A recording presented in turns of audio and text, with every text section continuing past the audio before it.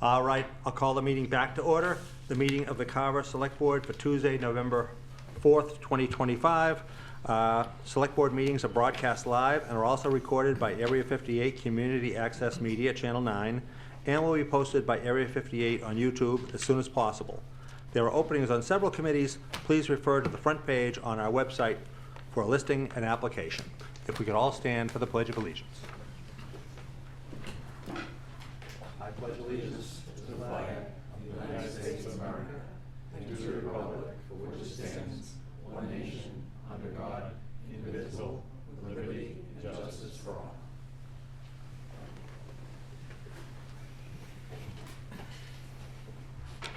Our community prayer. Almighty God, humbly we pray your blessing as we concern our life with the opportunity to serve our community. Enhance us with your spirit of dignity and selflessness. May we become instruments of support and understanding as we seek to bring an environment of trust and purpose among all who provide the many services that make us all that we can become. Help us achieve the goals of our commitment in this office that is now our responsibility. And especially, we lift our prayers for all the citizens of our community that we have been allowed to serve, that they may discover the fullness and joy of life that we all seek. And keep those serving in our armed forces and our first responders in our hearts and thoughts. Amen. All right, thank you all for coming. The first item on our agenda, as always, this evening is citizens' participation. Are there any members of the public that would like to address the board this evening? Seeing none, we move on to our next item, which is an application for appointment to the Agricultural Commission. Jacqueline Heon, is Ms. Heon here this evening?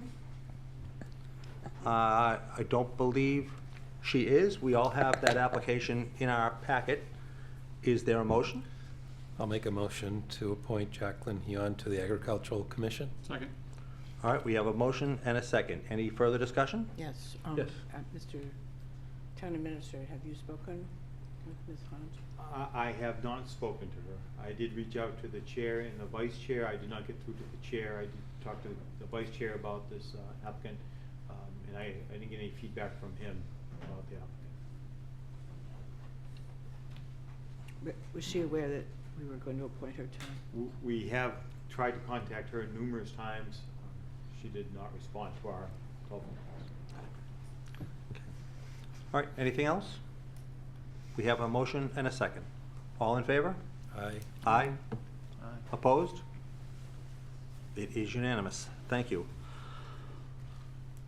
All right, next on our agenda this evening is a discussion and possible vote to reaffirm that parcel ID 87-E-1 7 Eda Avenue is not in 61A chapter land and is not subject to a right of first refusal. Thank you once again for joining us this evening. You're welcome. Olivia, pull right into you. You're nice and close. There you go. Like that? It should Yeah. be closer. It should be close. All right. All right. Can you just update us on this parcel and assure us that there's no issues here? Absolutely. So parcel 87-E-1, there was a plan filed in January 2009 to make this new lot. It was created in fiscal year 2011, and it was never in chapter land, this very specific parcel. The original parcel, it was years ago in the 90s, so there's no right of first refusal required for this parcel, but they are requesting it to give it a clear title. Okay. All right. Are there questions for our assessor? If not, is there a motion? Sure, I'll make a motion to vote to reaffirm that parcel ID 87-E-1 7 Eda Avenue is not in 61A chapter land and is not subject to a right of first refusal. Second. All right, we have a motion and a second. Any discussion? Hearing? Yes, Mr. Carter. Just one question. Is this? Yeah, please use your microphone. Mic. Will this be a 2 letters for this or 1 letter? with This will 5 be ones? 1 letter. Okay. The letter has a line added that says, as voted at their meetings held on October 21st, 2025 and November 4th, 2025. So it's noted in the letter that it was voted on in 2 separate meetings, and Lancelot has seen this letter and they approve it as well. Thank you. All right. Anything else? All right, if not, all in favor? Aye. Aye. Opposed? It is unanimous. Thank you. Thank you you. very Thank much. you. All right, moving right along. Next, we have a couple of different agenda items requesting, addressing licenses down at Edaville. The first is a request for a common victualler license, entertainment license, and Sunday entertainment license for Railway Productions LLC of 7 Eda Ave. Folks, if you'd like to come up, and Chief, if you would like to join us as well, in case there's any questions.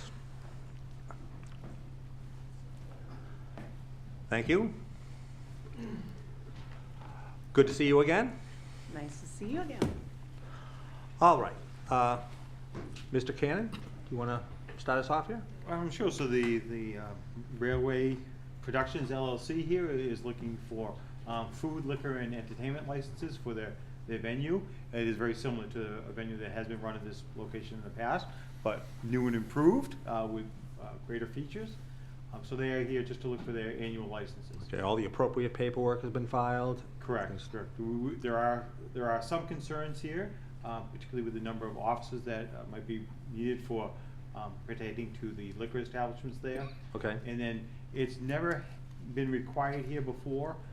They've always been able to handle their traffic on site, but as we see with a successful company, we're hoping they're very successful. If in the future there were some problem there with on-site parking, too much parking, we'd ask the applicant to come back in to readdress that with the board and the chief and all the public safety officers. Yeah, and I'm sure we can address that with some type of condition on the license. Correct. We did that with the original King Richard's Fair. That's right. That's right.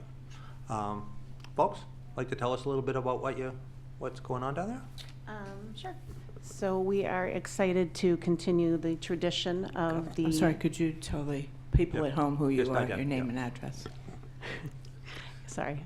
May Sedley. I'm the general manager and producer of Edaville Entertainment Venue, which produces King Richard's Fair and Edaville Holiday Festival of Lights. Okay. So we are excited to continue the tradition that's been a long-standing tradition in the town with the holiday trains, the lights.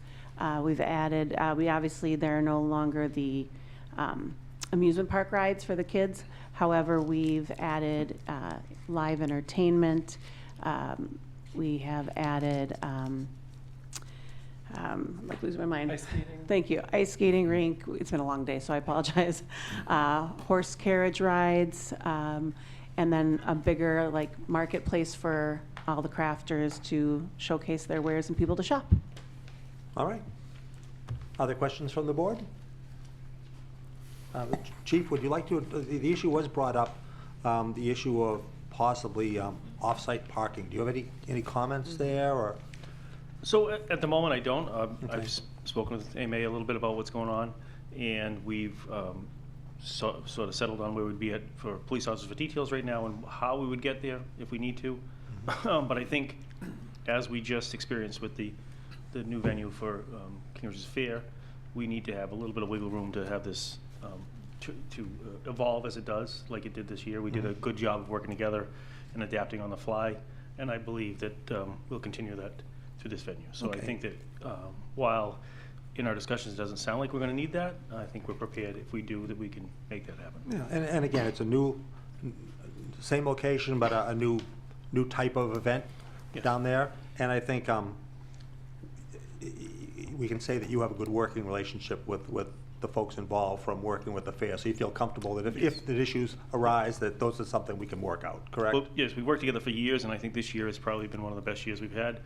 We had a lot of concerns going into the new location for the fair, and I think, honestly, had the best year we've had so far as traffic problems or traffic on the road. And although we did have a couple of glitches, we worked through them together in real time. We didn't have to, okay, let's wait till a hearing on Tuesday and talk about this. We were able to work together right away and get it fixed, and I think we can do the same thing with this.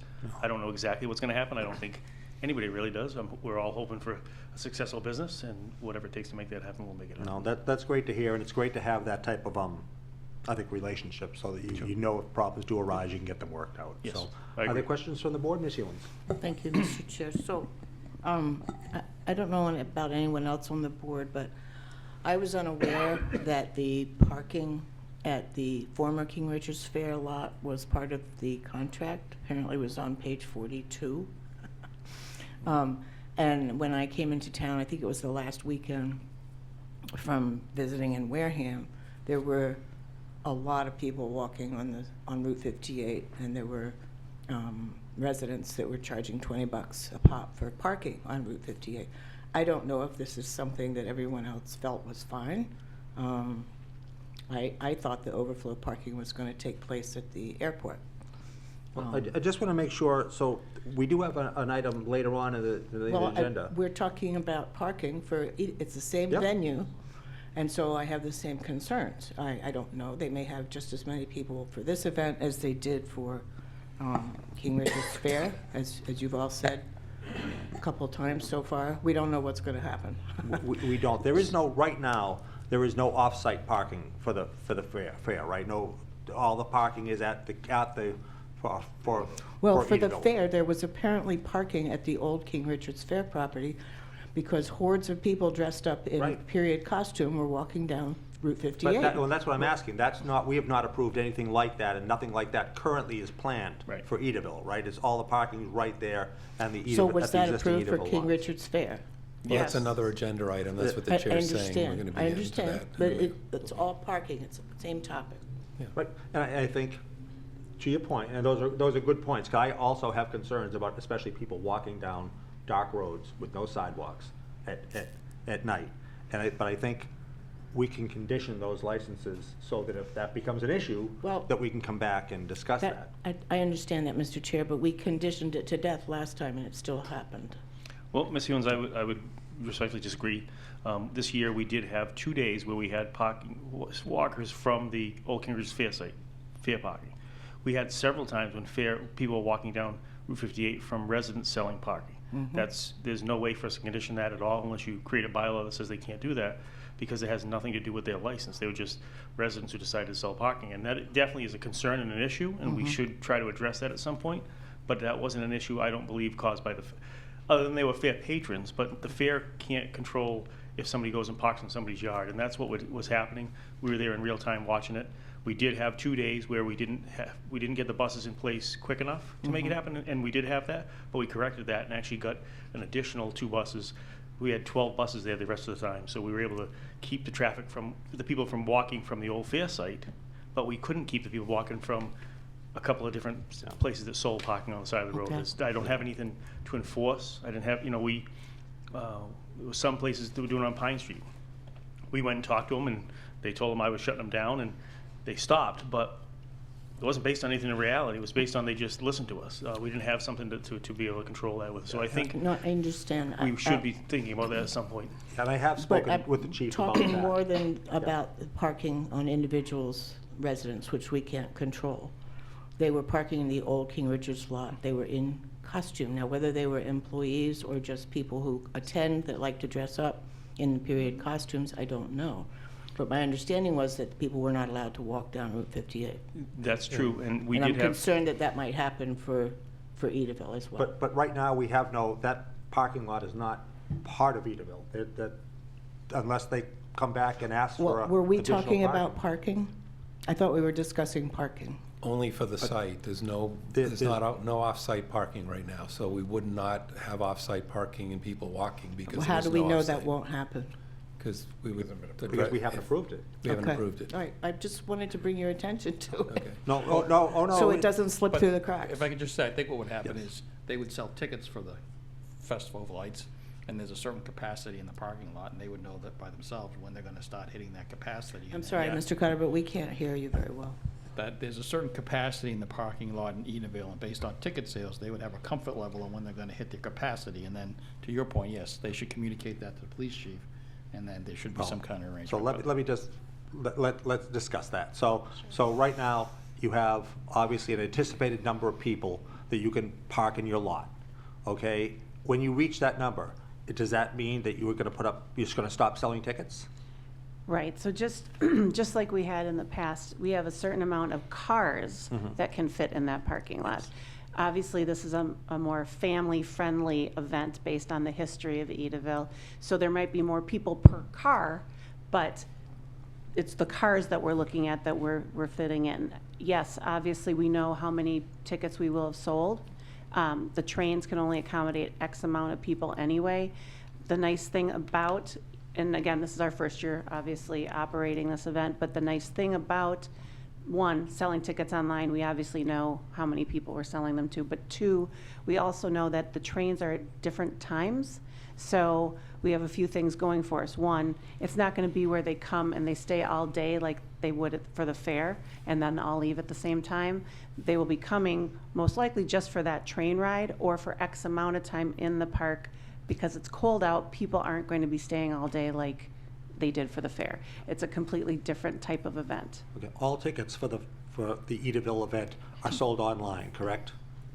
Yes. So there's no walk-up sales? No, the only thing that would be walk-up is if someone already had a ticket to the event and they wanted to try to upgrade to a train ride if there was a spot left on that train. Okay. And you understand that if for some reason you wanted to add additional parking at an alternate lot, you would have to come back and it'd be a discussion we'd have to have? Absolutely. Okay. All right. Anything else from the board? Anything? Chief, do you have anything to add? No, just I think that if we all work together again with this venue, with this new show, we'll be able to make it work like we did with the fair this year. Okay, and I just to make sure, so you discussed the need for a certain amount of officers. Yes. Do you feel right now you're comfortable with where we're at, or do you think you're going to have to come back at some future point? Not only do I feel we're comfortable with that, I also feel that if in real time I thought I needed more, I believe the fair would be cooperative with that. I think that Great to hear. this year proved that out very well. We added officers several times to deal with the capacity that we had in the fair, not in the Christmas thing, but in the fair, with no issues at all this year. So I believe that we'll continue to work that way. So if I went there and showed up and there was more people than I expected and I needed more police officers, I have no doubt that they would just approve us to go on without even coming back to the board, because we were able to make those real-time changes this past fall. Great, thank you. Anything else from the board? Mr. Chair? Yes. Can we make it a condition of the license that if the parking lot is full, they will stop selling tickets? Well, I think they said that all the tickets are sold online ahead of time. So there's no tickets sold the day of the event. So I don't know how we would condition that. Well, the motion does include that there can be no parking allowed on streets of Yeah. Carver and I think that's how to remote locations. condition it, yeah. Very good. Okay. Is that So when I read the you motion, okay with I that? guess. That work for you? Yeah. Okay. All right. You would like to make a motion, or? Sure. Now, there are 3 licenses, so do you need 2 or 1 or? Well, right now, we're discussing Yeah, so there's a common victual license, an entertainment license, and a Sunday yeah, entertainment I think you license. can Do we need to- include all 3 in the same Do you want motion. to do them in the same motion? Sure. Is that okay?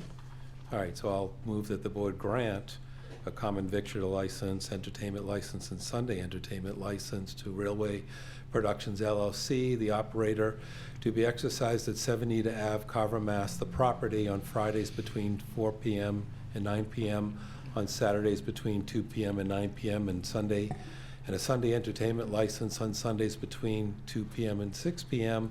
on November 28, 29, and 30th, and December 5, 6, 7, 12, 13, 14, 19, 20, 21, 26, 27, and 28. For purpose of conducting its Festival of Lights event, subject to the following conditions.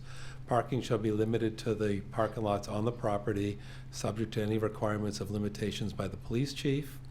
The operator acknowledges and agrees that no parking of vehicles shall be allowed on any streets in the town of Carver, and patrons shall not be permitted to walk to the property from any remote locations. With the prior written approval of the public safety chiefs and the select board, this license may be amended to include parking at later identified auxiliary parking lots, subject to any conditions the chiefs and the board sees fit to impose. No auxiliary parking will be permitted unless the operator has arranged for shuttle transportation for customers parking in the auxiliary lots. That's the motion. Okay. Is there a second? Second. All right, we have a motion and a second. So I just have one question on the condition you read there. I know you read a condition, well,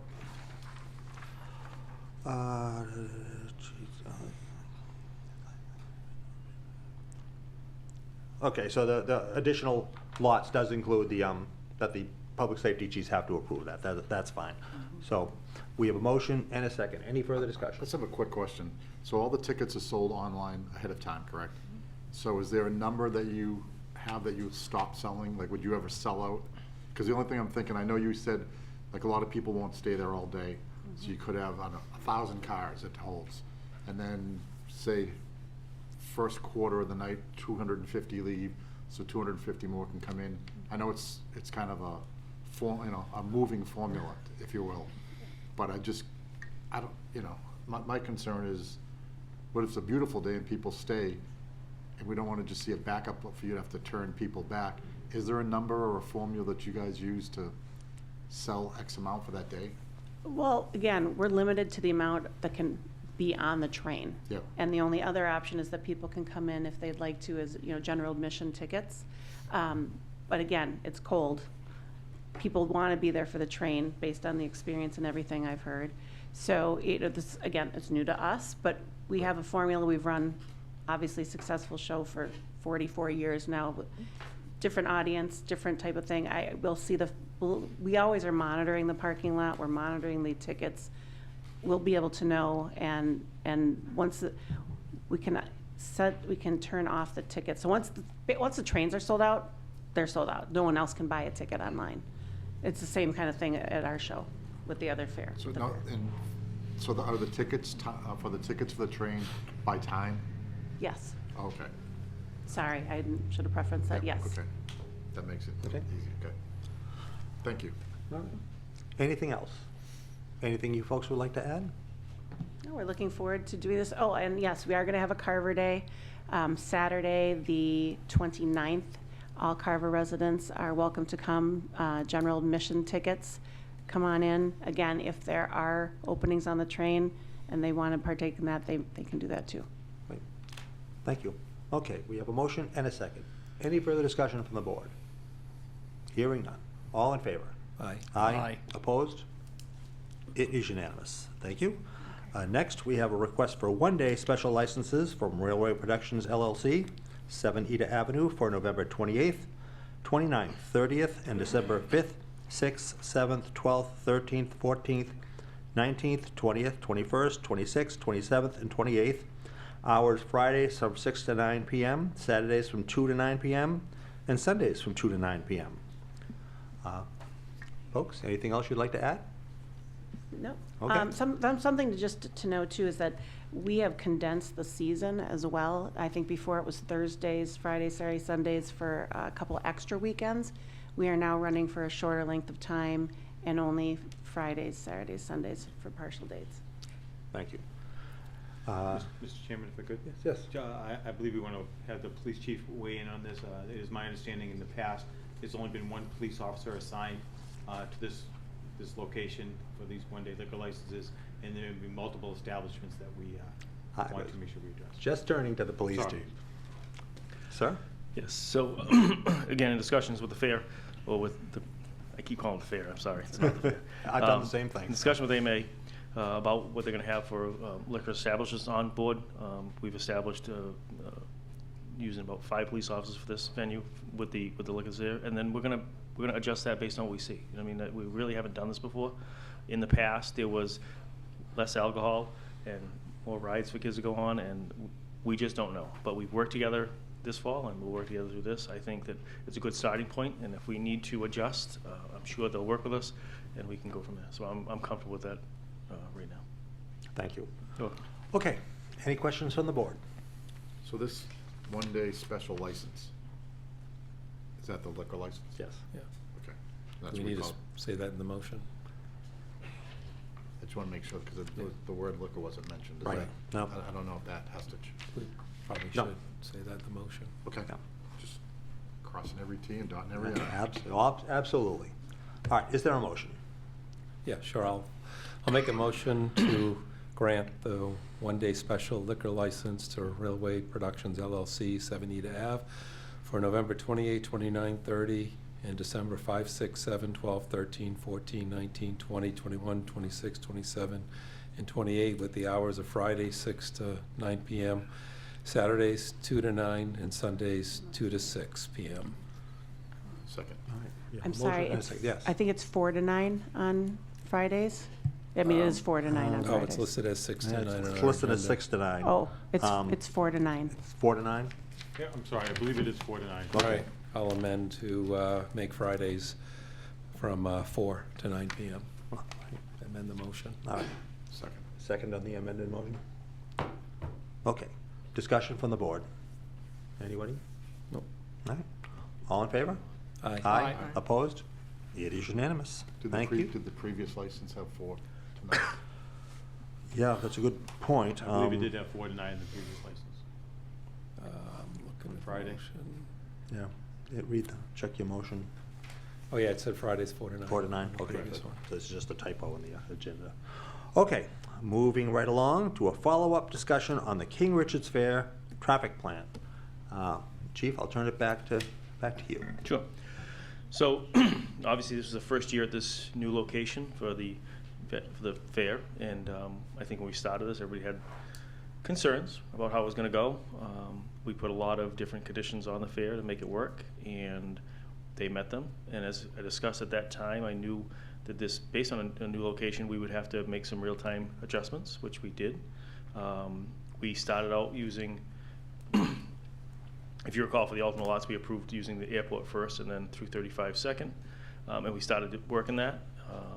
From what we saw on the street, it's a lot easier decision to make to when to switch those when we're busy than when we're slow. When we're slow, we can wait till the lots are basically filled up and then move over to the airport, and that worked out fine.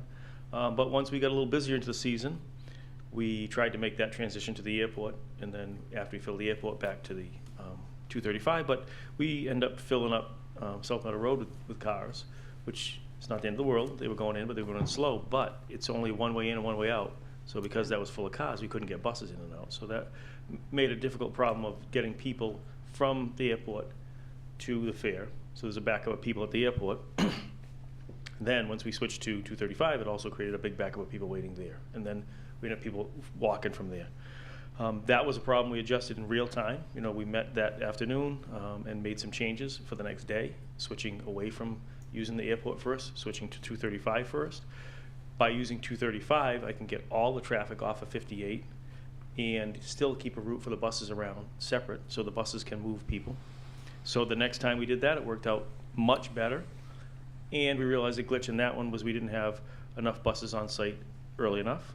We made another adjustment, brought in more buses and brought them in earlier. And once we had switched to 235 and had the appropriate number of buses, we eliminated people walking from the fair because there was no reason to walk from the fair. Prior to that, we did have a couple of days where people did walk from the old fair, 235, to the fair because we didn't have enough buses. But in real time, right then and there, we tried to get more buses, which we were able to, but once we get behind, we go behind. So we learned that if we keep the traffic flowing, if we make real-time decisions about when to switch to the alternate lot, and we have enough buses in place to get people there, we can make it very efficient and make it work very well. We identified the things that went wrong, we corrected them in real time, and we made it much better. So there were a couple of days that we did have walkers. I think there were 2 days that we had walkers from the old fair site in mass. I mean, there's no solution that completely eliminates anybody from leaving or doing what they're going to do because I can't stop them. I know we have these conditions, but I don't have any legal method to say you can't walk on the road. So we do our best we can. But anyway, once we had everything in place, things worked much more smoothly, and we did have walkers other days, but they were from lots that people were selling parking in the driveway. And so the issue of people walking is something we're always probably going to deal with, especially if we don't come up with some method to control the people selling parking spaces. But the fair did a great deal of work. Their people were good to work with this year. AMA was shared information in real time so we could make real-time decisions about the deployment of more officers or resources that we needed to do. She was adept at getting extra buses when we could. Obviously, getting people to come in and drive buses last minute can be difficult, but she adjusted from that and be able to get more buses ahead of time. So we did what we had to do to make it work. And I think it worked very well in the long run. I think the plan that we have set up allows us to, once there is a backup onto 58 into Tremont Street, allows us to dump the cars onto Meadow and bring them into 235. That clears up Main Street and 58 and Tremont Street, and that gives us a pause where we can finish filling some of the spaces at the Edaville and fill a lot of 235. And I think the most impressive part of this was, in all the years we've done this, I've never seen Route 58 clear by 1:30 in the afternoon, and we had it clear by that each time. So getting cars off the road was done very efficiently and very well, and moving people from the old fair site to the new fair site was done very well once we had enough buses in place. Right. It was a learning process, a learning curve. It was good to work together on it, and we accomplished that, and I think it went very well. Right. Sergeant Rayner, do you have anything you'd like to add? So Sergeant Matt Rayner, Carver PD. I'd just like to add, having watched the chief and worked with him these last few weeks and watched how they made the real-time adjustments, by the last weekend there, we had it running very efficiently. I mean, I've never seen, I've been here for 8 years now, and I've never seen 58 cleared by 1 o'clock. So the new the method, once we ironed out some of the kinks, really does work once you have the buses in place early. I don't know how we're going to stop, but we're going to have to discuss how we're going to address the issue with the walkers, because the majority of those were coming from private residences. Yep. That we're going to have to figure that situation out. Yeah, I think, and perhaps a conversation needs to take place, I think, between the two of you and the town administrator. We may need an agenda item at some point to try to address that. Ms. Hewens? Yeah, thank you. I hate to contradict you guys, but I was driving home from Wareham on the last weekend of the fair, and they were coming out of 235 South Main Street. They weren't just coming from houses, they were coming out, walking out of, I mean, I have pictures. What can I say? I was there in real time. I'm not going to try. I'm certainly not disrespecting you. We were there moving people. If people did walk, I didn't see them because I have to circle around the whole thing. But we did not have the amount of walkers like we had in the past at all. Maybe I just came at a bad time. I'm not trying to contradict you, man. No, but no. we were there in real time, and there was definitely not the amount of walkers that we've ever had in the past.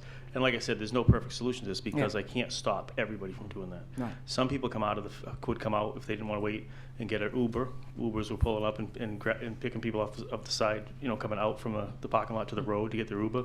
But like I said, we were there in real time, and I didn't have anywhere near the problems we've had in the few years. So. Okay. Well, and perhaps to your thought on the buses, if we have a few more buses, Yeah. well, then people may not walk because there's a bus waiting. They can get on the bus. Why walk? So maybe that would help. We definitely did have a couple of days, like I said, before we got that bus number down, that we had people who walked from the old site. We definitely did, and but we made those real-time adjustments to get the buses there. I think the last weekend we had 12 buses on site, which is many more buses than we've ever had in the past. And we had a circle coming down where we had a bus coming in. I think Bill Kelly told me every 8 minutes a bus was pulling in to pick people up. So I mean, it's as good as it's ever been. Yeah. And I didn't see those public safety issues that we've had in the past. Do you have anything Yeah, you'd like to if add? I could just say one thing too, on those days that we had those couple of days, we had the same amount of buses that we had always had, the max amount that we had ever had in all the years that we had been producing the show. So this year, we ended up bringing in more buses earlier because it seemed like we needed to. And then we, like the chief said, we had double the amount of buses that we had ever had. And we didn't even have the same kind of crowd or attendance. But I don't know, for some reason, we just had more cars and so more people. So that's what we did. And it seemed to work really well. And we were lucky. And Ryan was very helpful in getting the buses there too. So. And that may be something when we talk about conditions or plans for next year that we have to keep in mind, that we need more buses and put that in there. Mr. Ryan.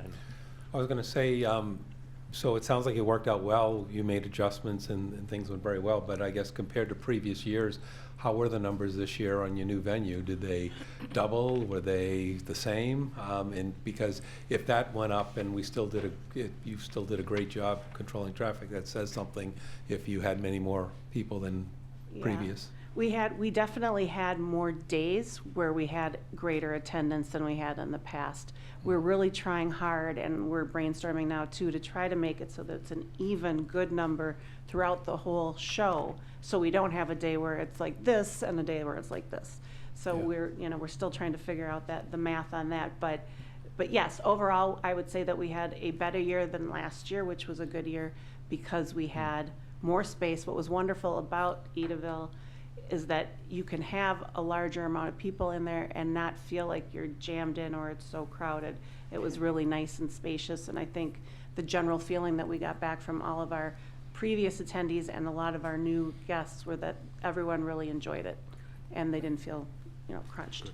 Then my follow-on is, when do we start planning for next year? Because it's probably going to be different, I think, different circumstances potentially, and how and when do we start planning all Well, that? so I was going to comment on that. I think it would be in the best interest of everybody to plan earlier next year. I mean, this year was a little bit different, new location. There was the back and forth about remote lots and what was going to work, what wasn't going to work.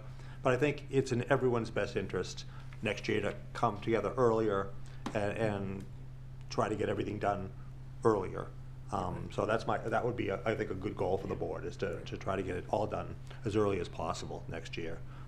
And that is our goal, and we already are planning a meeting with the site planning board for January, Great. so we're on top of it. We are. Great. And I think one really important thing that's come out of the last few years, and there were issues a couple of issues at the old location, but we dealt with them. But I think we've developed a really good working relationship between our public safety departments and the fair and the board, and I think that you can't overestimate how important that is. And I think going forward, that's going to really help a lot that we have that relationship. Yep. Anyone else from the board have a comment? Mr. Cannon, do you have anything you'd like to? No, sir. Ed, Chief, Sergeant, anything? Well, I would agree with your comments, and our new chief was shadowing me the whole time, so he's got a pretty good handle on how we handled things and the decisions we made and why we made them and when we made them, so I think you'll be in good hands in the future.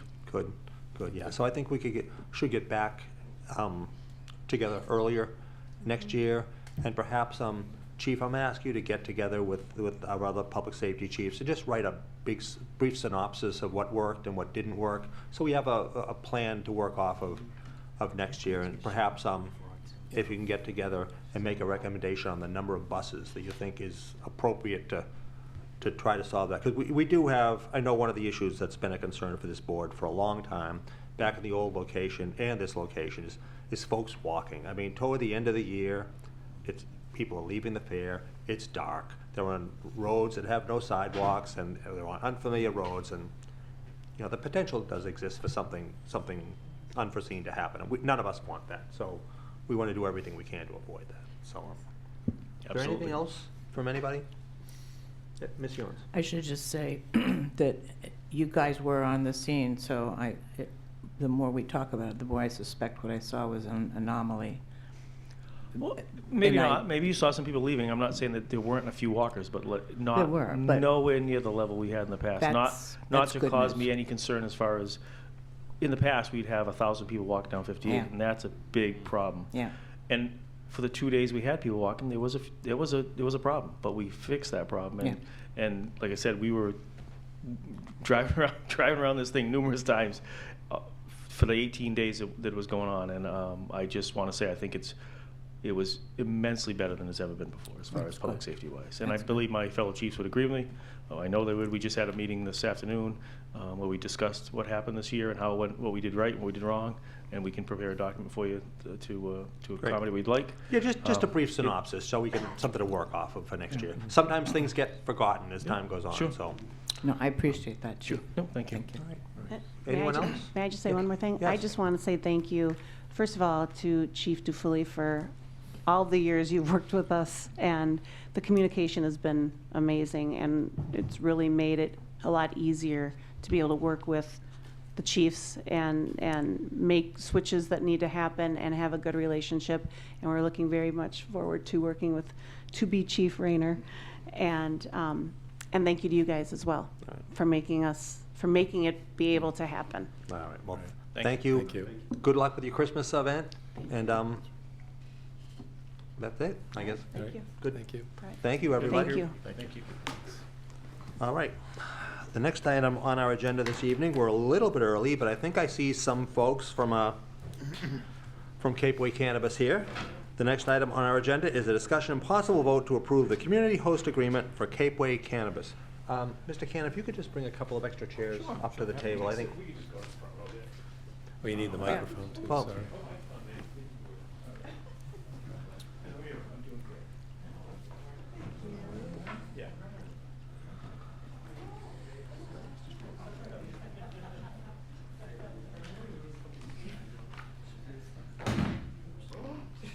Oh, you gotta buy that one. already. That's the Yep. chair.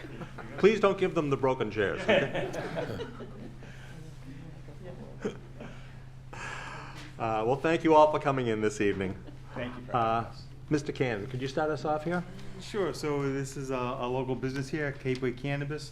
They have a community host agreement that was originally signed in 2020, November of 2020.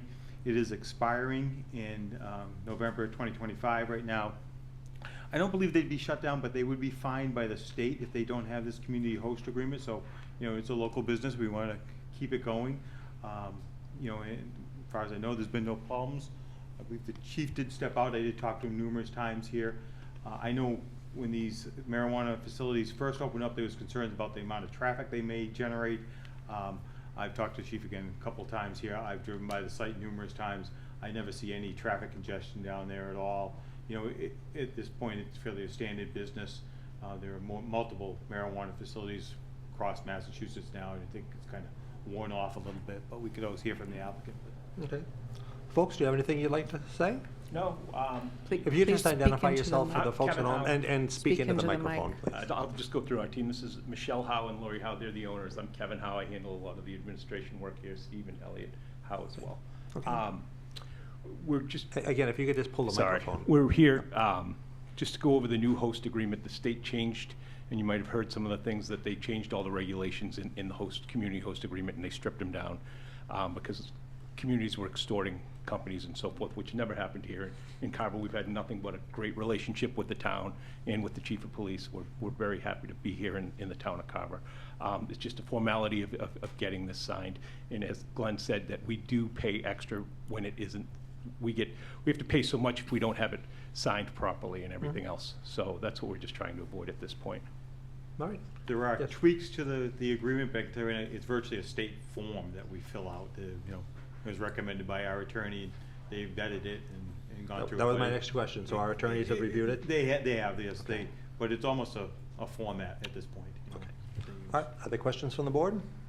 I've just read through this multiple times, but for some reason, it's probably right in front of me. Is this state that Mr. it's- Carter, if you could just make sure you speak into the Does microphone. this state that it's just another 5-year deal? I don't see a term on here unless I just missed it. But yes, 5 years.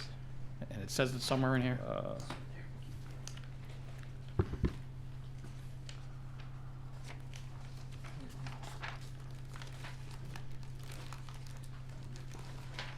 I'm not an expert at reading the host agreements. Mr. Cannon, are you?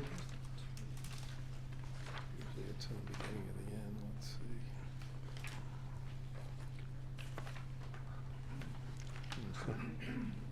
Section 9.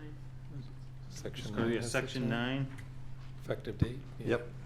Yeah, 5 years. 5 years, yes. That's on page 11, Mr. Carter. Great, thank you. All right. Are there other questions from the board? Want me to make a motion? Is there a motion? Sure.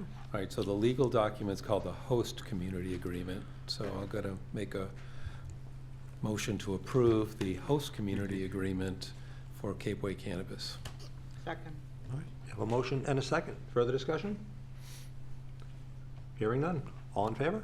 Aye. Aye. Opposed? It is unanimous. Thank Thank you you all very for much. coming in this Thank evening. you. Appreciate it. Thank you very much. They sign after come get it tomorrow. Okay. Thank you very much. Have a great night, folks. Thank you. Thank you, thanks.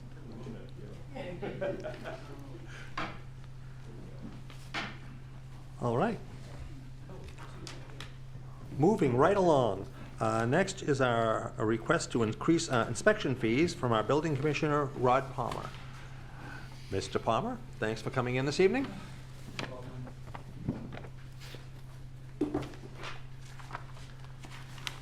You can just identify yourself for the folks at home. Sure. My name is Rod Palmer, Carver Building Commissioner. Thank you, Mr. Chairman, members of the board. So I think, I'm quite sure you have a copy of the proposed changes to our fee schedule in front of you. It's been quite a while since the fee schedule has been modified, and these changes are not just minor increases, but they're also just to clean it up. Right now, we have confusing formulas based on square footage and review fees, and so it's in an effort to clean it up and make things more equitable for the homeowners and contractors. Do you know when the last time these fees were raised?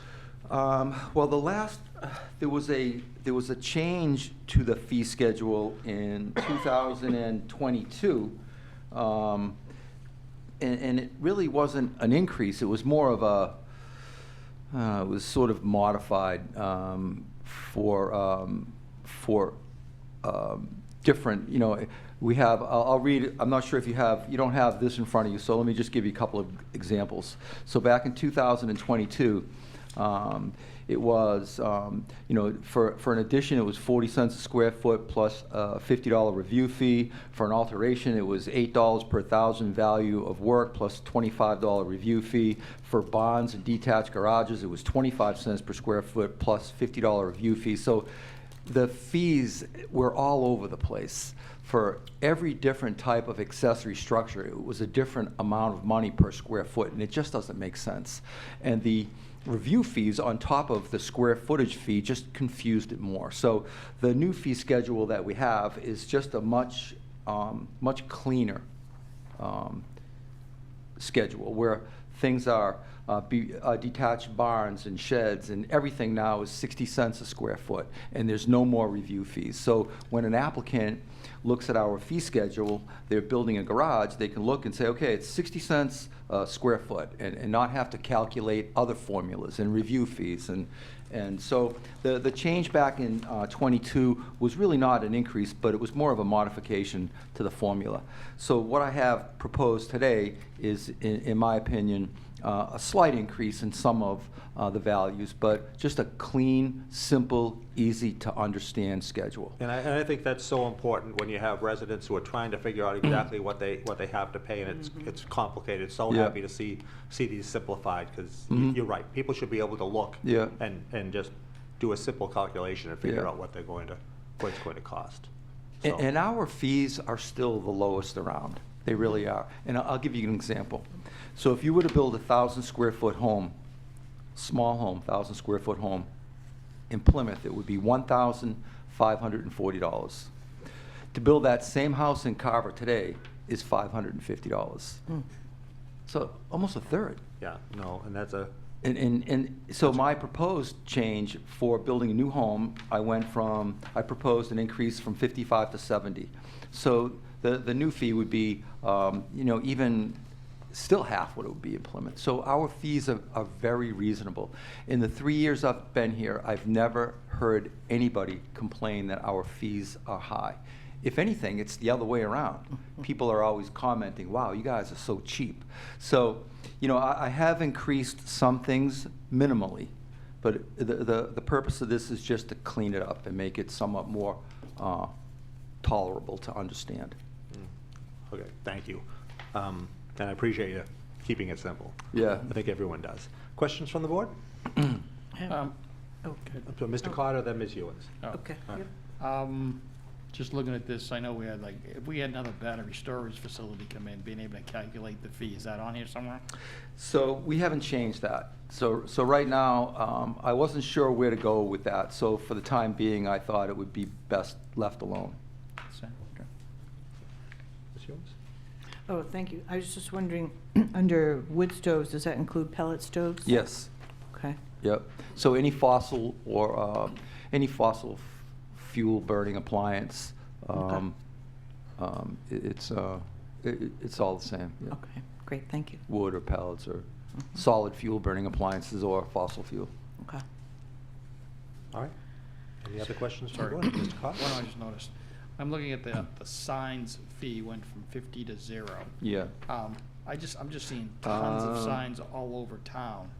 Doesn't some kind of fee allow you to monitor the number of signs? So I think, so the fee schedule for signs didn't go from 50 to 0, it went from 50 to 60. Don't typo, where is it? Which Maybe there's a one? misprint on that. Oh, it's not, Yeah, it's oh, not I printed. see, yeah, so it's actually, that should be a 60, it just didn't print out. oh, okay. So,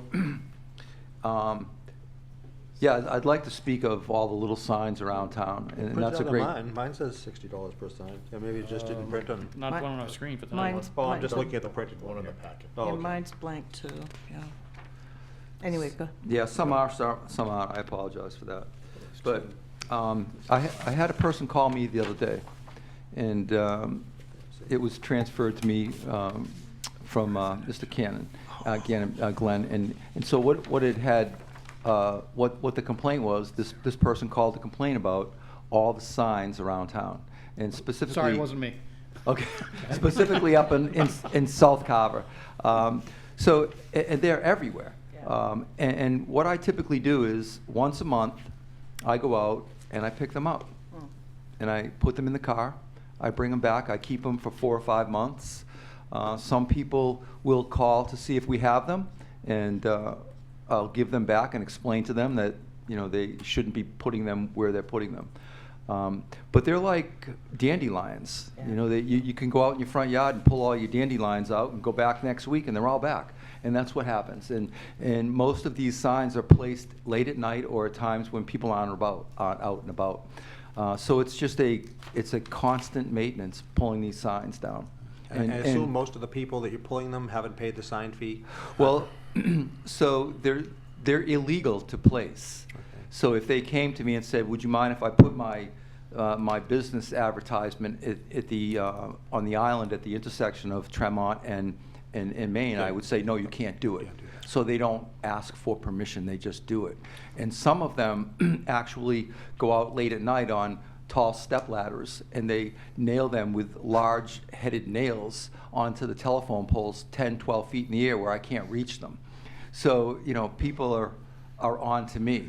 So I do my best, but I can't go out every day. So you'll see 10 of them at an intersection, and the next day they might all be gone. And then a month later, you'll see 10 new ones. So it's just a...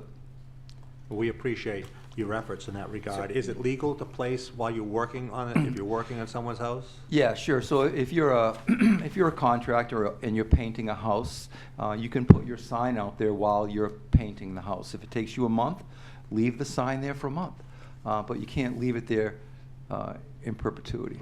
Yeah. Thank you. Ms. Jones. So do the people whose signs you collect because they're illegal, do they ever get a fine? The companies those that are identifiably could be fined? They could be, but that's a challenge because if you try to contact them, it's very rare that they'll ever contact you back. And it's very challenging to find out where they are. It's just a name and a number. And if I did find them, we'd probably never get the $20 fine. And the amount of time that it takes me to process a fine, it's not practical. So I guess, I'm sorry, I know what you mean, the ones that have a name and a number, but if they're business signs, in-town businesses, I thought you said some of them were in-town businesses and they just decide to advertise on the triangle. I don't see that too often. Okay, I mean, so it's- occasionally I do. So it's sort of anonymous.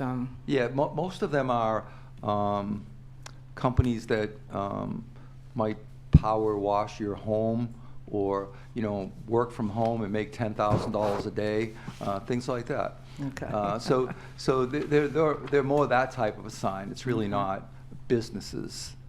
Occasionally I'll see that, but very okay. rare. Okay. Anyone else? Mr. Ryan? Sure.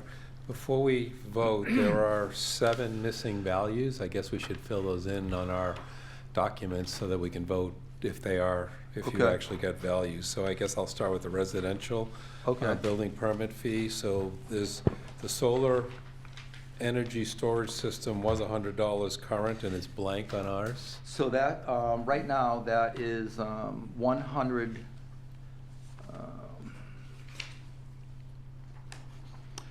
it is, the energy storage system is $1,000 per megawatt. No, I thought you were talking about, oh, No, yeah. so in your residential, Oh, I apologize. there's a line called solar energy storage systems that was it's $100 now, but it's blank on the proposed. Yeah, that would be the same. It's still If it's blank, it's the $100? same, yeah. Okay. If it's blank, it's the same. The remove or replace antennas was 50 current, it's blank on ours? Are you on commercial or residential? Residential still. Uh, So for at the bottom, remove or replace antennas is currently 50, but it's blank for the proposed.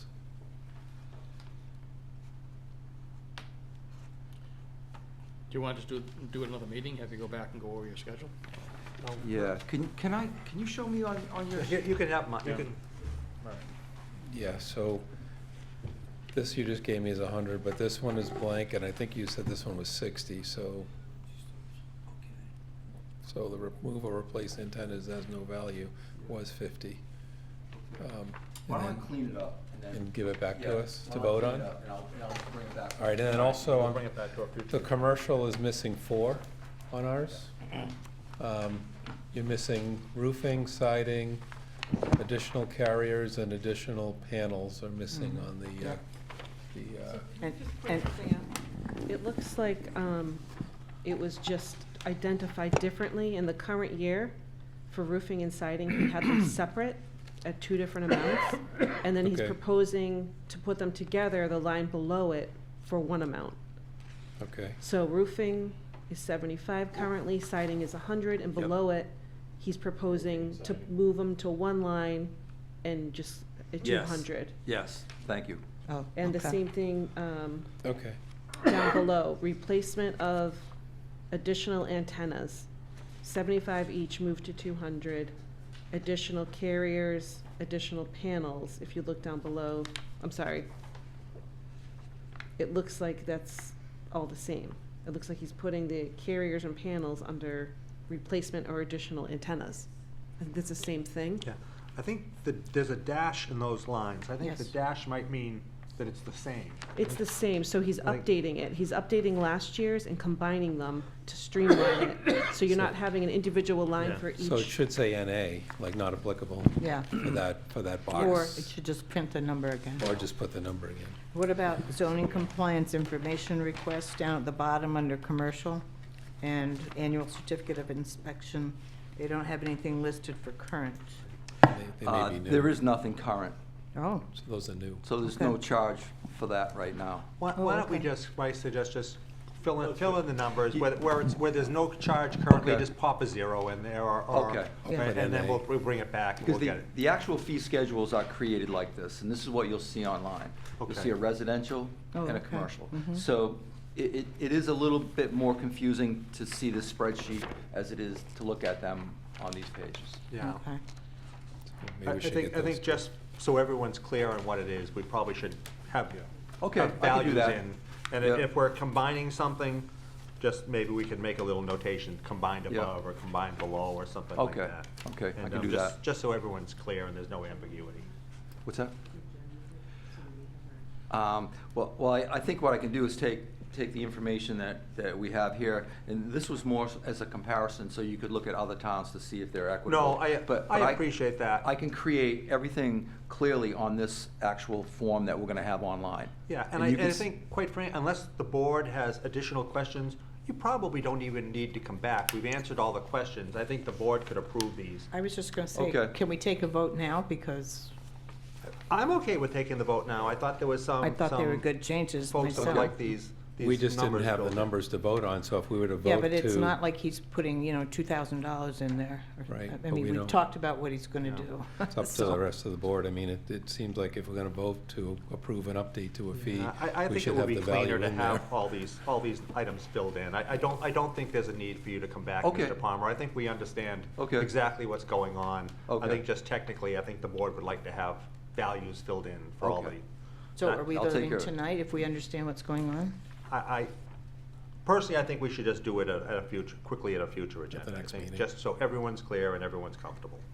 So we're approving at another meeting? Yes. Okay. So- Just And wanted to be he's not clear. effective till January 1st, correct, Rod? Sure, that sounds great. And when I come back, what I'll do is for each member, I'll have a residential and a commercial, so you can see exactly what will be. And again, I personally, unless the board feels they have other questions, I don't think you need to come back. I think it's something Okay. that the town Yeah, administrator we'll just can meet- can right. handle. I Okay. think you're here now, so I do think the board should review these. If they have any questions on any of the fees, Yeah. let's ask Mr. Palmer now, since he's here. Okay. I'm But fine with I it. don't, Okay. If I could just answer your question, Sarah, about the one for certificates of occupancy. Right now, we just don't have it on our fee schedule. Oh, So it's okay. never been there. So with a new business that moves into town, they need a certificate of occupancy. So that's what that new fee will be. And then the zoning compliance review, quite often we'll have appraisers from around the country send me an email, and within that email, there'll be 50 questions. And a lot of those questions are there outstanding permits? Are there any zoning violations? And in some cases, it takes me a whole day to fill one out. Oh, you should definitely have a fee. So Yeah. that fee Yeah. is something that we're proposing to create, Mhm. and it's a $500 fee. Definitely, yeah. yeah, so do me one favor, when you fill in the values for these forms. Yep. Just get them to the town administrator. Okay. And so he can get them out to us, because I really don't think it's necessary for you to come back Okay. at late Yeah, night for the I board. agree. But that way, if somebody does have a question on one particular item, they can get it to the town administrator or stop in and see you and get their question answered Yeah. before Okay. before the meeting. All right, sounds great. Thank you. All right. Any other questions for Mr. Palmer? No? No, thank you. All right, thank you very much. Thank you so We much. appreciate Have a it. great night. You too. Thanks, Rod. Thanks for your help, man. All right. Next on our agenda is one of our favorite items, a discussion on the process of preparation for poll hearings. And I wanted to put this on the agenda just because we have a lot of poll hearings going on. We have many coming in, and when Eversource comes in, a lot of times we ask for different things or additional things. And I just thought we should get together as a board and give Mr. Cannon and Ms. Weston some clear guidance on exactly what we want from Eversource when they come in. So hopefully, we can get these things done and not have to continue them again. So I just think the board should come up with a comprehensive checklist on what we want and when we want it, so we can try to move forward. Can We we do bring have Mr. a Woods lot of up them here. to- Mr. Woods, if you'd like to come up and join this discussion. I know it's one of your favorite Favorite items as topics. well. There's nothing you'd rather do than go around and look for double polls, right? That's So- right. All right, so, Mr. Cannon, we do have an existing checklist for, right now, Yes. for poll hearings, right? We do. Do you have a copy of that checklist? Is I that have- something we have? Yes, we have the checklist here. Well, The existing one, and this is Do- the do we- revised. do we have one for the board? It's in the, this is in It's in the Okay. pack. Should be in the Okay. packet. It's in the packet. I must have missed that when I went through the packet. Yeah, if you could- I It's didn't only see one it, but- page, so It's I know after the the- packet's No wonder I missed it It's then. after the. Page 43. Building fees. page Page 43. Page 43. It is. Did you read the top there? They're not numbered. Ah, there we go, The pages okay. are not numbered. Well, they are in our Yep, PDF. they are. Okay, Picky, I picky. must have skipped right over. Okay, so has the board have a chance to take a look at this? So why don't we go around the room? Mr. Carter, do you have any Sure. comments on this? Well, I'm just looking at the first one, I guess I need some clarity, meaning the hearing documents received from Eversource, we get them from Eversource, including the certified abutters list. Has Eversource already gone to the assessor to get the abutters list, or are they coming up with their own list? No, they would have to go to the assessors to get the certified. So the certified list is our list. Yes, essentially. It's the assessor's list, yeah. Just to follow on that, is that what they've been doing today? I mean, when they, because we've had issues with the abutter list, so where are they actually getting the abutters list now? So we were told that they were. And Okay. then we found out through an abutter that they were not notified. And then we looked at the abutters list and found they were not on it. And we went back to Eversource to say, these have to be certified abutters list. We need the letter that is issued by the Board of Assessors from going forward when you Correct. submit your That's application. the way it should be. Okay, So that's kind of where we're at now. and we haven't been doing that, but now we Yeah, can going We've been requiring forward. the letter from the assessor's office saying that it's a certified abutters list, but now we're requiring that, which is part of number 1, so. So Yeah. maybe it should be item number 2, that we actually get a letter from the abutters, from the assessor's office. Well, number 1 says including certified abutters list, so yeah, we can add. Can we say from the Board of Assessors? From the Board Just of add that in there. Assessors. There's a letter From the Board from of the Board of Assessors, yes. Assessors. Yeah, sure. Or assessors, or Yeah. whatever the right language is. So if I look at this, I'm saying, okay, we've got, at this particular point in time, before we start the public hearing process or scheduling public hearing, we will have received the information from Eversource, the abutters list certified, all maps, so we know exactly the street, we know the location, and someone could basically sign off on it saying, I've checked everything and it is good and we're ready to do the public hearing notice. Is that the intent? Yes, yes, That's exactly. number 2 and 3, yeah. So before you continue, Mr. Carter, real quick, I just want to make sure, I think this list should go to Eversource as well. It did. Yeah. Okay. Yeah. So our town employees are not doing all this work. Eversource is doing it. And when it comes into you, And that was my question, is who's actually doing the verification? because they of 2 can and say, 3? they say someone was on the abutters list, but they weren't. They say we have all the maps and they're correct, but they may not be. Well, so they're gonna supply us with the certified abutters list. They supply us with the maps, but we are certifying that, verifying Yeah. that the abutters match the map. Okay, so that should be specified, in my opinion. Each item should tell us who's doing what. Okay. Right. Because Eversource will say, oh, we weren't supposed to do that, if it doesn't say that they're supposed to do it. Yeah, I think that's absolutely correct. Yeah. Yeah. I mean, I think we've seen that happen more than once. Yeah, and skipping down to number 5, and Mr. Woods, maybe you might have a comment to this, where it says white grade stakes will be in place at the location of the proposed pole a minimum of 7 days prior. What if it's wintertime and the ground is frozen? Can they still get those in there? They can put white paint Yeah, on that. can we add that? Do they mark the street or something like that? Don't they Yeah. mark the street now? They can mark the street and they can drill a hole and then put the stake in or something Okay. like that can be done. Can they? Yeah. Okay. Yeah. So if the ground is frozen, that doesn't affect that? I mean, it does affect it a little bit, but Okay. I think if we want a grade stake put in, they can. They get a have the grade stake. equipment Okay. to do Yeah. that. Okay, yeah, let Okay. them do that, not our town work. No, workers. I'm not saying Yeah. we should do it. I'm just saying that we want to make sure that there's some kind of marking in there. We don't want to have them come in and say, well, the ground was frozen, so we couldn't do it. And I think if the That's all. ground's frozen, put something in there that they make a mark on the street. Yeah, I think we should add something to Yeah. that there'll be the mark on the street as well. So should we have something on this that is like, X number of days before the meeting, like the public hearing notice? Is that 15 days or 10 days before our meeting? Isn't there a statutory? I think it's I believe there 14 is, days. I So think it it's- so shouldn't something like this say 14 days before our meeting and 7 days before our meeting? Yeah, I think And where it some of says those number items. 4, the prepare public hearing notice for newspaper using standard language, there ought to be a time. Yeah, 2 Yeah. weeks. Period added to that. Does the applicant do that? No, we'll go ahead and use your suggestion and put that the town or the. Okay, town so my administration- question is Yeah, 'cause this. we do the public hearing, Right. Okay, so my question is this, I know when I was conservation agent, the commission asked the applicant to do that. They were required to do that. So by law, specifically for poll hearings, the town has to do Okay. the notice, advertise the notice and the burden of mailing out the abutters notice. Okay, well, yeah, we had to advertise it too, but they Yes. did all the work. Okay, so it, under 5B, where it says if map is not enclosed with notice, who's in charge of that? I think Eversource, The town.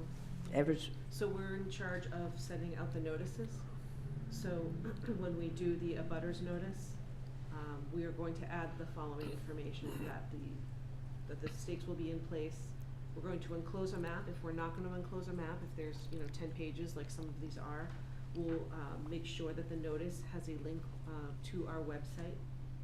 Okay, The so maps online available. I guess I'm confused because I know the town itself is required to advertise the public hearing, but the town technically isn't required to send out all the public, all the abutters Poll notice. hearings, I believe No, we we are. are. For poll For a hearings? poll, I know It's it different? is different. That's a lot of It work. is. Utilities, yeah. Okay. Correct. Trust me, if I had my way, I'd have them doing green Yeah, cards. okay. They're required to do the Okay. notification. So, okay, so again, for everything here, just specify who's doing it, yeah, because I get confused Is there a too. statutory requirement as to how far ahead of the poll hearing they have to mark the locations? So the only statutory requirement is the notice, and that is 7 days. Oh, There's no 7 days. requirement for them to mark where it's Uh, going to be. Well, I we only- I can, we only can asked- make our own requirement. Well, I only ask because we have in 5A, we have white grade stakes will be placed a minimum of 7 days prior to the hearing. But under 6, we have Eversource to confirm when stakes have been placed at least 7 days prior to the hearing. And if they're only putting the stakes out there 7 days prior to the Yeah. hearing, it might be hard for them to confirm on the same day that they've done it. So make it, putting the grade stakes in 10 days Yeah, prior. 10 days, I would say, yeah, if Sure. we can, let's make the and grade then stakes go in 10 days. and then- Confirming that they're in Yeah. at 7 days. Mr. Ryan? Question, so the assessors have to do the certified abutters list, and then the town administrator office has to do all the verification, and then we have to send operations and maintenance out to confirm. Should we charge a fee, and do other towns charge a fee for that, doing all that I work? Because think it you is a should. lot of That's- hours. It's a lot of work. It is a lot of work. Yeah. We just had the guy here with the grid. that Yep, could've so added- again, when I did ask you to check To- the statutory requirements, can we Yeah. charge that fee? I'll. And do other towns charge a fee? So I did look into this, and it actually should be a bylaw. So there is actually, I think it is a state law that you can charge a fee for them holding the hearing for the polls. Once you approve the polls, you can charge for that. And right now, the fee is $40. So after the paperwork is signed in the office, we send it down to the town clerk's office, and they receive the $40 fee from Eversource. So technically, the town does get a fee from that. If you want to change that fee or add an additional fee, it should probably be put in the bylaws. Is there a statutory limit as to how high of a fee we can charge? I don't believe so. I mean, we should I can figure check out that. We should- what Mr. Woods or his department's Yeah. time is. We Yeah, should, you're- and we should figure that definitely, into the fee schedule. definitely raise that fee. Yeah, I think that's we should look into that and Yep. put together a bylaw for the next town meeting. I agree. Okay. Because I have to imagine it takes you quite a bit of time to go out To go and around and check. Yeah. It was confirm. about 4 hours to look at all the last poll hearings that we had. Oh, And those boy. are 4 hours, you can't be doing something else, so. Yeah. Oh, yeah, Yeah, there's always something to exactly. do, but yeah, Yeah. I mean, it is time consuming. Yeah. Okay. Okay, no, that's good. That's why we're doing this tonight, so. Anything else on this list? Sure. Mr. Cotter? So I just want to confirm what you said, that we do ask for return receipt requested, so we get the green cards. No, we Yeah. do not, no. You should. I thought you just said green card. I You thought you said, have to. I thought you said you got the green If cards. I could, I would. No, we're required to send out the notification, so. Yes, but we should send it out as a green card. Because I can tell then, you, it's a lot more work for staff. then you charge a bigger fee. I think that's what the That's- building department does. I think that's Yeah. what they do when they have a hearing. Then the abutters won't slip through the cracks too. Yeah, I don't know that we've ever had a butter slip through the crack, except for them sending us the wrong list. Correct, Yeah. yeah. Oh, so, okay. Right, yeah. I don't know that there's a problem like with the mail. Yeah, and I think in sometimes that can actually keep people from getting the notice, because if they're not home, they can't sign for that green card, so can they have to pick go it up down at- to the post office, and Yeah, sometimes they that can go be- down to the post office and pick But it I up. mean, if you're out of town and the post office closes at 5 o'clock, sometimes you can't. I know in some cases I've sent things out to people that way, and it's actually. Well, it's the only way slowed to it down. make sure they got them. You're right, there would is no agree. way to confirm Yeah. that they've And I think got- that this is unusual. We got, I don't know, 35 poll hearings, but generally when we're doing ones and twos, Right. I don't think it's unreasonable to send out 25, 30 notices, the green cards. Well, I mean, let's talk about it and see that. Yeah, So my big Who- question who- was, Who fills out these cards? Is that something? That would have to be us. Yeah, it would Yeah. have to So- be town staff. yeah, That- it's a pain in the neck, Yeah, but and it really is it's the a lot only of way cost, to. too. So again, if we're gonna Yeah, talk each about one has a cost, too. those cards do have a cost, so we should figure that into that bylaw as well.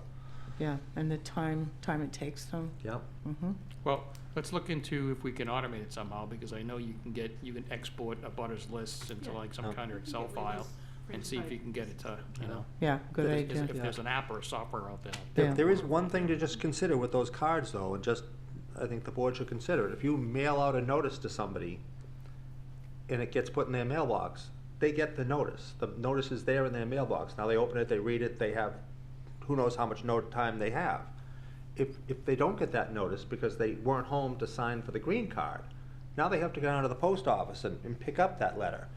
They may, you know, if they work out of town and they can't get to the post office, that may delay them in actually seeing the notice 4 or 5, who knows how long. Right, right. And if they can't get there on Saturday, they may never get the notice because of it. It's So, only a 7-day requirement. yeah, if it's only a 7-day requirement, and they can't, or they forget, they may never see that notice. So Right. personally, I think we're better off just mailing the notice rather than requiring them to sign for it. I understand why you would want them to sign for it, but I think it could just Backfire. keep backfiring. But then why do we do it for building, and why do we do it for inspections and hearings for buildings? I'm not saying it's right, I just think in some cases it could keep people from actually getting the notice. That's all. You know, Mr. Chairman, maybe we can try the new procedure. If we do find that people aren't being notified, we could go to the green cards. Could be kind of like a next Yeah. step. Yeah. I feel a lot better about this procedure than we did with the previous procedure. I think we're making Yeah, a yeah, significant improvement here. Yeah. Yeah. So just like in real time, I'm a resident, I get a poll hearing letter, notice, green, whatever, in the mail. I say, oh, a poll's coming near me. When I get that notice, I can't go outside and look for the stake. The notice will say something It like. should be, because we No, just it's- changed it. Correct. So- Should be you- staked by the time they So get then I notice. can go out, I can This- see the stake, Yeah, and the I can stake, say, it should be 10 days before. So, See the oh, it's- stake and see the mark on the road. so, oh, it's next to my driveway, the meeting's coming up, I'm gonna go to the meeting. So I'm just trying to think the resident has the real time.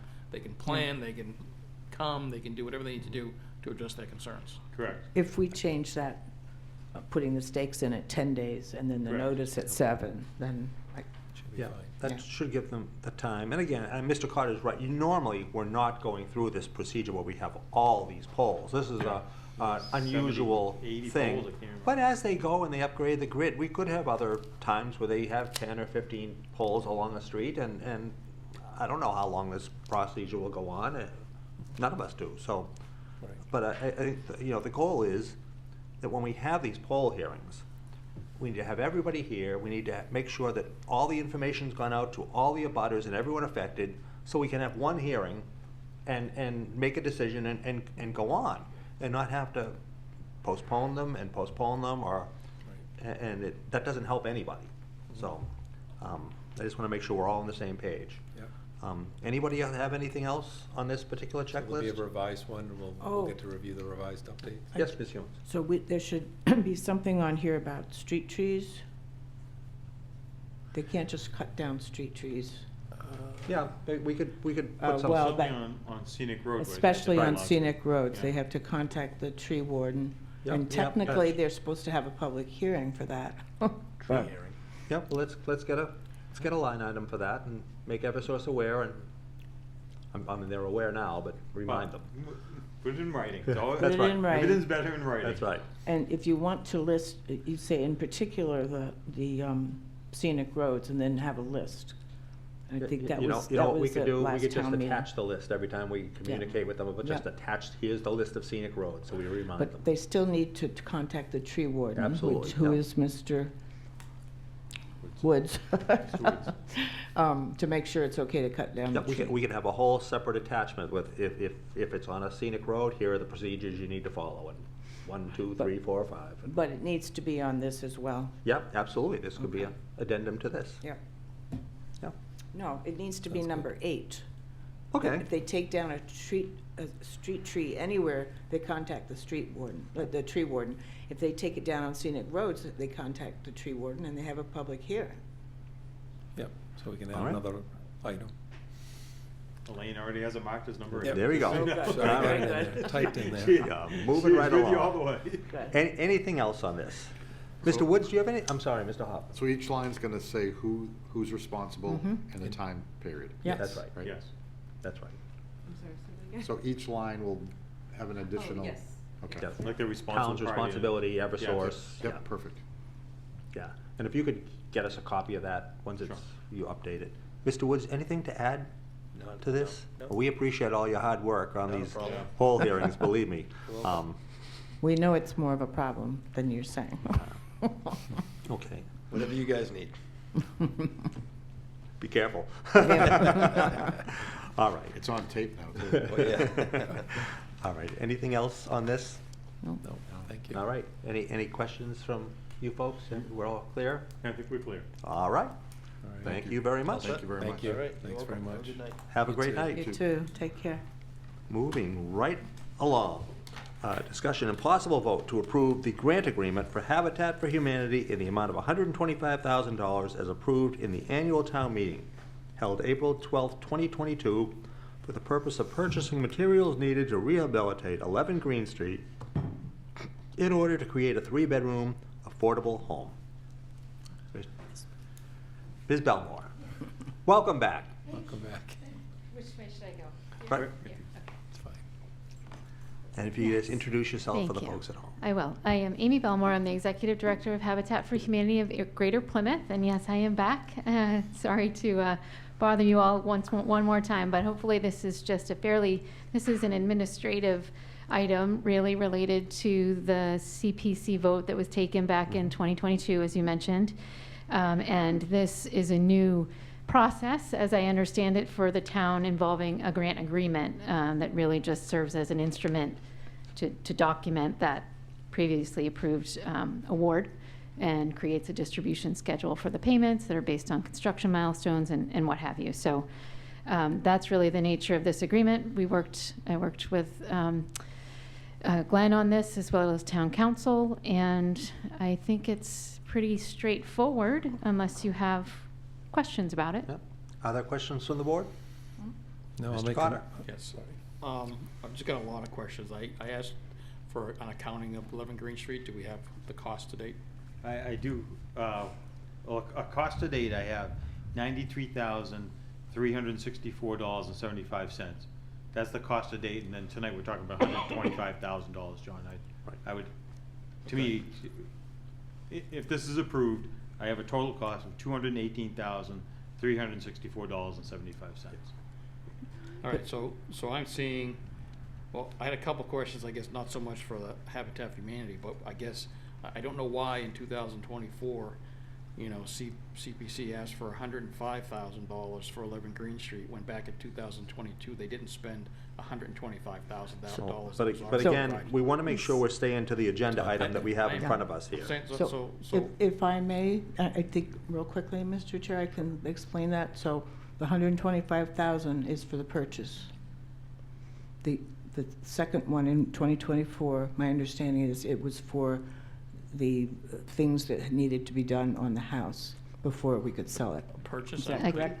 I can actually clarify that for you. Maybe Ms. if that Belmont can helps. tell us, yes. So the $125,000, which town meeting passed overwhelmingly, was to support construction costs and Right. professional services for the construction or the rehabilitation of this home.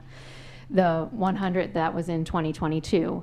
The subsequent request through CPC, which was made by the town itself, was to deal with the oil spill Right. remediation that was discovered after we had actually made that first request. So we were not in possession of the home at that point, and once that DEP non-compliance order was discovered or rediscovered, the cost to remediate that small oil leak was the dollar amount that you're talking about. So that didn't That's the go through difference. Habitat's books, but it was necessary to do anything with the property. You wouldn't be able to do anything with the property without Right. that work. So while I know it's not related to this, what we're voting on tonight, but I think it's imperative that people know, I've got costs of, well, look at the 125 for Habitat, 105 for the, in 22, 105 for Green Street in 24. I look at the parcel ID, and we've got it assessed at a value of $371,000. Now, I know people will argue that that's probably, too high based on the condition, but now it's been remediated. Yep. So if I use a if I split that in And half. John, I understand you have questions, but that's not on the agenda. All that's on the agenda tonight is the discussion of this particular $125,000 grant. I understand, but. And but this was already voted on at town meeting. I know I'm not trying to change anything. I just want people to be aware that all these components, town assets and town cash, are somewhere between $400,000 and $500,000. Well, we had to do the remediation. We didn't have a I'm choice. just saying, this is a massive number, and I just want to make sure that that's clear and everyone knows it. I understand, thank you, Mr. Carter. All right, I'll make a motion to approve the grant agreement for Habitat for Humanity in the amount of $125,000 as approved in the annual town meeting, April 12, 2022, for the purpose of purchasing materials needed to rehabilitate 11 Green Street in order to create the three-bedroom affordable home. Second. We have a motion and a second. Is there any further discussion on this? Hearing none. All in favor? Aye. Aye. Opposed? It is unanimous. Thank you. Thank you very Thank much. you, Ms. Really Belmore. appreciate it. Looking forward to having you all there when we're ready to cut that ribbon. So are we. Yes, Thank I you. bet you are. Thank you very much. All right, moving right along here. Next is a select board delegate to the internal working group for the selection of the town's financial software. You'll remember that at an earlier meeting, we talked about the town administrator talked about putting a group together to look into purchasing some new software to replace Vadar. So we need to select a member for the select board, and I would say that if the select board would be willing, I would be interested in this. I've done it before, similar things, so I would just express my interest if Does anybody else want to do it? the select board was so willing. I just don't think, I mean, I put in many systems, and I just don't think I'd be available. I'm very interested in doing it, but I'm sure these meetings are gonna happen probably during the day to a certain point, and I don't think. But I guess my question would be, will there be periodic updates from this subcommittee to the board? I can answer that, yes, because we're gonna keep everybody informed with that. Because I will have loads of questions when I come through. So, Mr. Chair, I'm willing to do that. Okay? We have two that want to. We just need one delegate. Yes. It is my committee. If the board wishes, 2 is not a quorum. Oh. It's not gonna hurt to have. I'll make a motion to appoint Mark Townsend to the committee. Well, is there an issue appointing two? So do you want to do both? It's a committee that makes a recommendation to me. It is my choice. I'll sign the contract, you know. It's redo. It's an advisory board. I'll make a motion to appoint Mark Townsend and Sarah Ewens to the. I don't see a problem there. All right, I'll second To that. the internal working group for the selection of the town's finance software. I'll second that. I think that's a great idea. Okay. Anyone else? All in favor? Aye. Aye. Opposed? It is unanimous. All right. Moving right, town administrator update. Sure. Mr. So, coming up on the holiday seasons here, you can actually sign out a mobile hotspot from the town library and take it with you as you are traveling around. So, another thing I just never realized was available at the library. I know you get the mobile hotspots on my phone, but you can get one from the library and take it with you on your travels. Just so the board is aware, I do know the planning board is having a discussion tonight. As a matter of fact, they have a meeting down in room 4 to talk about whether they're gonna bring in, or at least work on an article for the annual town meeting for the MBTA zoning. So I did just want the board to know that. I'll give you an update on that as we move forward. Yeah, and if as you update them and have those discussions with them, just keep in mind the schedule Yes. we set earlier about town meeting articles, so they're aware of that, Yes. please. Yeah, I've had that discussion with the chair already. Right. And again, I'll see how tonight's meeting goes. Obviously, I'm here, but I'll get feedback from her and we'll move forward Okay. with that. Thank you. And then really the last thing I have is I just want the board to be aware, there is some concern with the budget of the North Carver Water District. If you recall, we did not increase the budget. We kept it a level budget, just like many different town departments. The concern really being is the spending that's going on at the North Carver Water District. You know, they brought in their own system operator. You know, they brought in other consultants to help them. These are some services that were conducted by town forces before. We shared an operator before that lowers the cost. So there are concerns out there. I just want the board to be aware of that. Right now, We believe they're gonna finish the fiscal year in the black, but we are monitoring and, trying to help the chair of the North Carver Water District to make sure they don't go over their budget. We are also working with our delegation, we're to work on dissolving the North Carver Water District, and so the town can take that over. And again, one of the first things to do when the town takes it over is there'll be town forces working on some of these things as opposed to consultants. It's just Right. costing more money, that's all. That's all I have, Mr. Chair. All right, thank you. Let's see, topic list not reasonably anticipated by the chair 48 hours in advance. There are none. We have the approval of the minutes of October 9th, 2025.